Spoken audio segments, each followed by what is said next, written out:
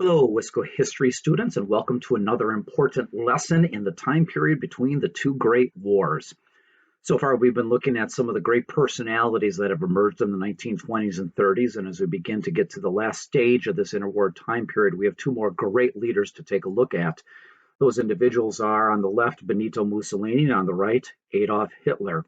And as we consider these two leaders and the havoc that they created that eventually led to World War II, we're going to ask two questions about these two guys. Question number one is, how did these individuals come to power? And number two, why didn't the world stop them? Now, when it comes to both of those questions related to two of the most evil leaders of all of history and certainly of modern history, the answer to both of those questions pretty much can be wrapped up in our next major lesson. The Great Depression. It was the economic hardship of the 1920s and 30s that is eventually going to provide an environment, a culture, a society for both Mussolini and Hitler to come to power. Both of these men are going to go to their people and are going to promise certain things, and many of those promises are going to have to do with economic recovery, jobs, being able to pay your bills, be able to provide for your family, because what we're going to see, guys, with our next big event that started in the United States and then became a global event, is that a Great Depression is going to hit. And when it hits, you're going to have a number of countries that are going to look to certain types of leaders. And for Italy, they turn to Benito Mussolini. And for Germany, they turned to Adolf Hitler. As we consider the Great Depression, what we're going to see here is that we're going to go from boom to bust, a time period of a sense of economic excitement and expansion to a time period of a Great Depression. The boom was what people thought was going on in the 1920s. It was called the Roaring '20s here in the United States, and you're going to learn much more about that next year with the events of American history. We emerged victorious out of World War I. We had a new sense of world power and excitement, and in many ways in the 1920s, highlighted by a number of things here, we partied, we celebrated. We celebrated with a new type of music, the Jazz Age. We celebrated with a new type of dance scene, flappers. We celebrated as a nation because now the world was finally starting to respect us, and it seemed like life in America in the 1920s was going really, really good. That was the boom. The bust is what happened in the 1930s, and it's going to be triggered by the stock market crash of 1929, and a stock market crash that is eventually going to become a decade-long depression. The party came to an end. The good times were no longer good anymore. And the United States and ultimately the world is going to go through an economic depression unlike what the world had seen in quite some time. So today, guys, we're going to take a look at the Great Depression. I'll have you put that down as a title in your notebooks. And as we consider the Great Depression, we're going to take a look at the causes that eventually sparked the Great Depression. We're eventually going to look at the stock market crash of 1929. We're going to address the question, what made this economic hardship truly great? Because there's been other economic depressions in history, but this one is the only one that's called the Great Depression.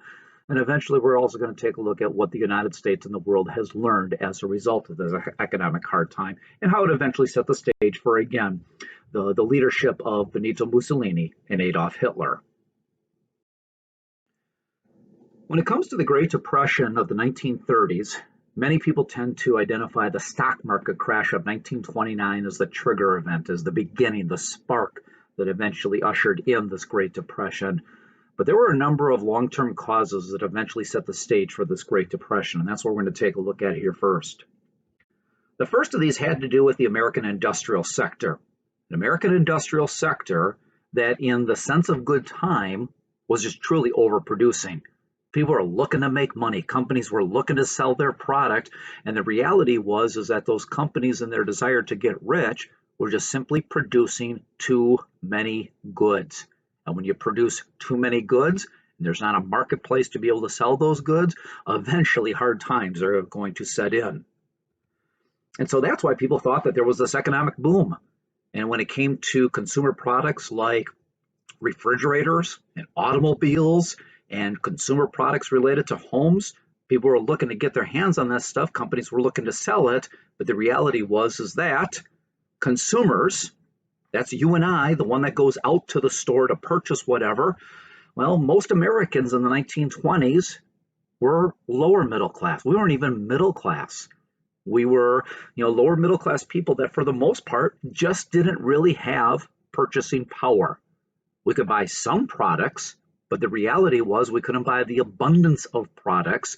Now, there was certainly a lot of attention being paid to the entertainers, to those that were getting rich, and to the extravagant lifestyle, and certainly that was reflected in the entertainment industry, and people for the first time could kind of see and hear about what kind of lives people were living. But the reality was is that most people weren't in that class, and most people just didn't have the kind of money to spend on all the variety of products that were being sold in this time. You still had a big part of America that were still a part of that agricultural sector, and farmers, especially across the Midwest and in the Great Plains region, everywhere from Wisconsin to Nebraska and places like that. Well, those farmers also just didn't have a lot of purchasing power. They had little income, and they also were struggling, and that eventually set the stage for a bigger crash to eventually happen. On top of that, inflation was high, meaning that prices were beyond what people really could afford.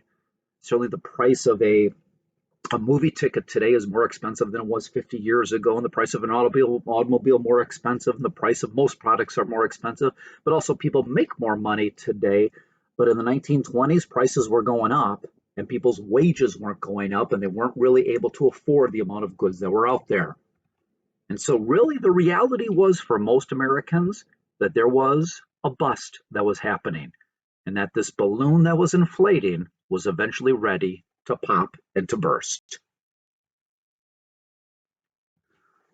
Another problem that also existed in the days leading up to the stock market crash of 1929 is that you had a banking industry. Keep in mind, guys, that banks are a business. We tend to think of banks just simply holding people's money, but banks are in the business of making money. And how does a bank make money?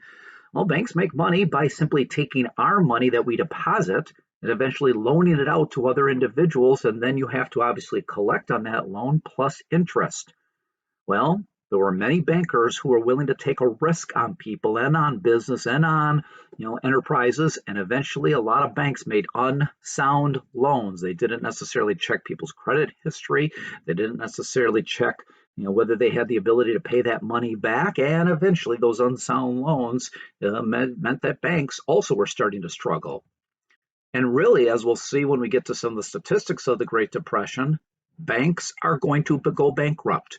That is the reality. We trust our banks with the money, with our finances, but the reality is that banks can eventually close their doors and can potentially even lose people's income. And that certainly happened in the 1930s.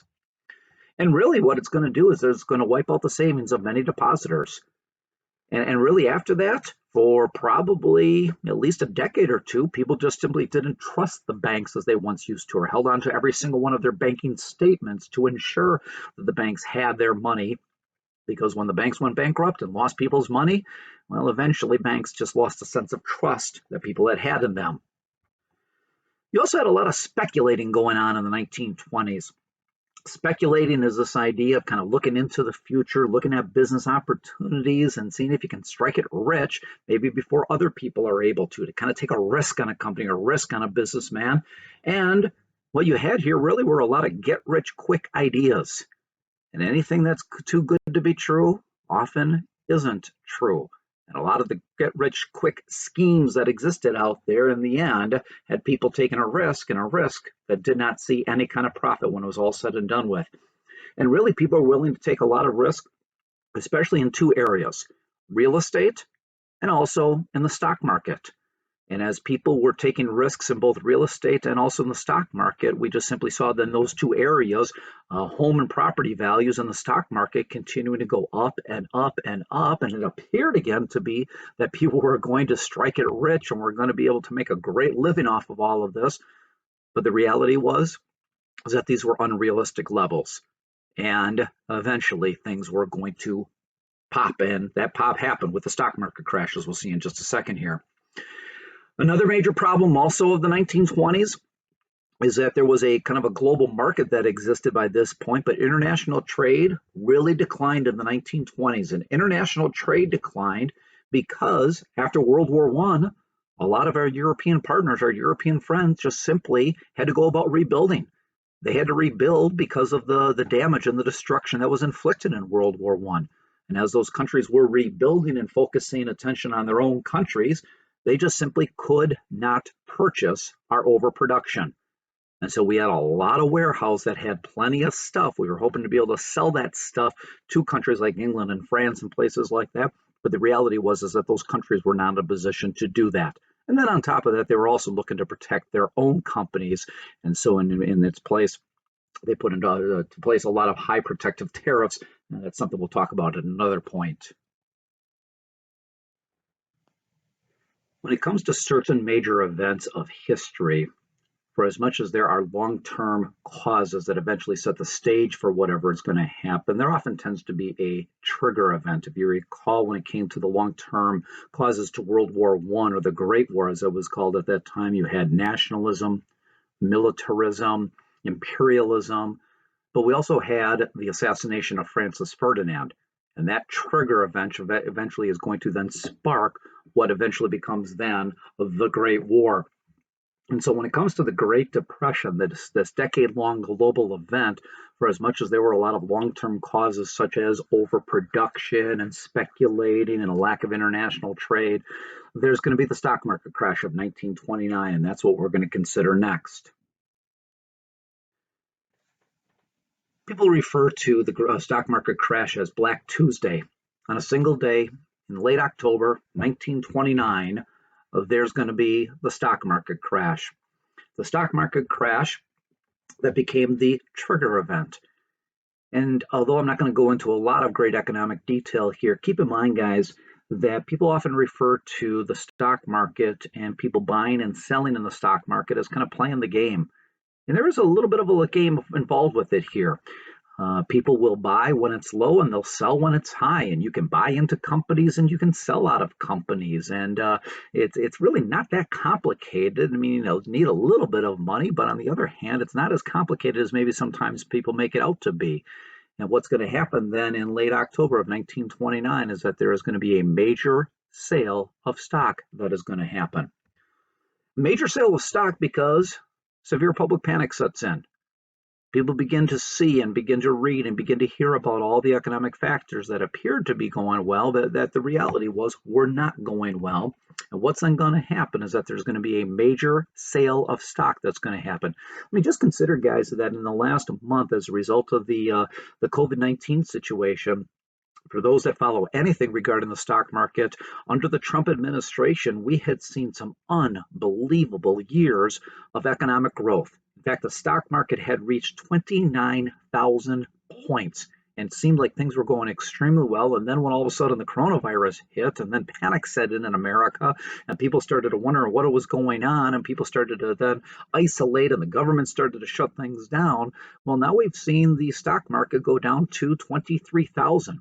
We've seen about 25% of the stock market that has been lost in just the last month. And so to a certain extent, there's been a lot of similarities between what's been going on now and what was happening almost 100 years ago in 1929. Another thing that happened in that sense of panic is that people literally ran to the bank. They ran to the bank. They ran to the bank before the banks would shut their door and close them forever, knowing that banks have the possibility of going bankrupt. And in some cases, people got to the banks on time. In other cases, they didn't. And what's also going to happen is that with that stock market crash is then going to set in what became known as the Great Depression, a depression that is going to last well over a decade. In fact, guys, it's going to take World War II and the end of World War II of 1945 to finally see the Great Depression come to an end. War obviously leads to the death of people and the destruction of cities, but war can be very good for business because you need the factory machine going to produce the weapons and the instruments of war. Here's a graph just to kind of show you along the bottom. You don't need to necessarily understand all the numbers on this, but along the bottom from left to right, you see February of 1920, and then all the way to the right-hand side, you get all the way to 1932. So this is kind of a 12-year chart that shows throughout the 1920s there was kind of a steady incline, a steady progress that was happening, and a height that was reached in 1929.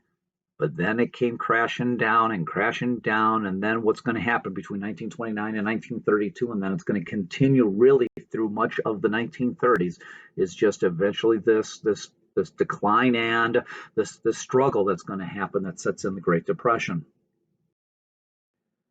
So the question we're going to get to next is just exactly how great was the Depression? As I mentioned before, there's been other economic hardships, both in America and across the world throughout history, but this is the only one that's called the Great Depression. So how is this different from earlier depressions, especially, let's say, in American history? It was the most severe depression, most severe economic crisis because of some of the following factors. Number one, anytime previous to this that the United States was facing some economic difficulties, we could just keep moving west. I mean, keep in mind that we started as 13 colonies, 13 states along the Atlantic coastline. Well, we eventually are going to move past the Appalachian Mountains. We're going to move into the Ohio River Valley. And then we continue to move past the Mississippi River. And then consider that when you get to like 1849, there was the gold rush, and people moved all the way to California, meaning that there was always an opportunity for America to expand its opportunities, to expand its business future. But the problem was that by the time we get to 1929, we had tapped out. There was no more place for America to go to be able to find business opportunities. Also, by this point, the United States economy had become truly and primarily industrial. I mean, certainly based upon the success of the Industrial Revolution that started in Great Britain, moved to other European countries, eventually also here in the United States. And as a result, we hadn't really become as diversified as maybe we needed to be to handle the hardship of the Depression. And this had become a global depression. The United States was certainly playing a much bigger role. On top of that, we talked about just before about our European partners not being able to trade like we were hoping that they would. And this depression that started in America will become a global depression that truly makes it great. And finally, let's take a look at the depth of the Great Depression, which also reflects why it truly was a Great Depression. Between 1929 and 1932, and just really the first 2.5 years of the Great Depression following the stock market crash, the two major P's are going to decline. Production is going to decline as simply the factory machine has come to a screeching halt. And then with that, profits are going to decline as just people and companies are just not making money like they were previous to that. 32,000 businesses went bankrupt. Some of those were major businesses, and some of those, and many of those were family-run businesses. I mean, please consider, guys, that 85% of the American economy today is made up of small businesses. And that was probably very much the case back in, the period of the 1930s. 9,000 banks failed as people ran to the banks, and those banks went bankrupt and lost approximately $140 billion. The average income dropped 40% in 3 years. Kind of keep it in simple numbers here. It'd be as if you were, let's say, making $100 a week, and the next week you're only making $60 a week, and you're working the same amount as you had been previous to that. In those numbers back then, people were making $2,300 a year. Yes, a year. And now they were only making $1,500 a year. Please, again, as I mentioned before, first of all, we're talking 100 years ago, and so certainly, the type of money that people are making is going to be different. But also keep in mind that most people were lower middle class people. Factory workers were making $17 a week, and we're probably still working 50 to 60 hours a week. Doctors, $61 a week. Doctors, the medical field, who we trust with a lot of our health, $61 a week. And the national unemployment rate across the nation was 25%. There's been a lot of questions in terms of what exactly is the national unemployment rate today. I've seen numbers around 10 to 12%. And so certainly we've seen some economic difficulties with the coronavirus, but the national unemployment rate for over a decade, 25%. And then in major cities like New York and Chicago, those numbers reached as high as 50%. And it wasn't like there was a help wanted sign down at the local marketplace or the local grocery store or the local hardware store like maybe we see today.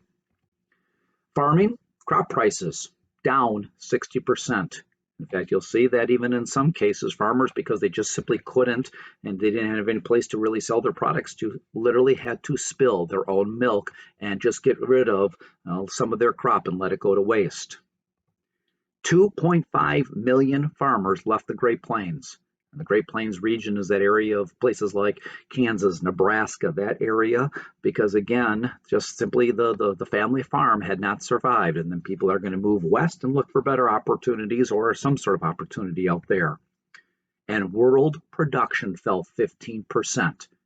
Maybe it doesn't seem like a huge number, but in the scheme of things, that is a very significant number, and especially considering we're talking over just a 2.5 year time period. Really, what it's going to lead to is a great sense of fear and uncertainty. Fear and uncertainty for what the future would bring, fear and uncertainty in terms of how long this would last, and in the end, as you can see, probably highlighted by the picture on the right there, one of the classic pictures of the Great Depression. Why aren't the kids smiling? Why aren't the kids even looking at the photographer? Where is dad? Where is husband? Just a lot of things that are going on in terms of an overall fear that existed. In fact, it's going to be President Franklin Delano Roosevelt who's going to lead the nation during the Great Depression, and he's going to offer a lot of hope. And in many ways, he's remembered from that famous line, the only thing we have to fear is fear itself. And he renewed a sense of confidence in America that we truly needed at that time. A classic song in the 1930s that also very much highlighted what was going on with the Great Depression is what you can see there, Brother, Can You Spare a Dime? You had people standing in long lines to get food. You had fathers who every morning were dressing up just to simply see if they could find a job. You had people that were just wondering where their next meal would come from. You had marriages that ended in divorce. You had a suicide rate that skyrocketed. You had people getting a divorce because it just economically made more sense. And really, in many cases across America, you had a lot of slum conditions. And really, life in America became similar to what we see coming out of the third world today. Well, eventually, America is going to make it out of that Great Depression. America is going to survive. America is going to become stronger. But we're going to face some difficult times. And that became a global crisis that we'll see now when it comes to Europe and when it comes to countries of Italy and Germany. Well, they're going to look to new leaders, and those new leaders are going to come in the form of Mussolini and Hitler. And two men combined who are eventually going to create a sense of strength and confidence for their countries, but also are going to create a sense of fear and panic and war for the world to come. Have a great day, and remember that God always loves you.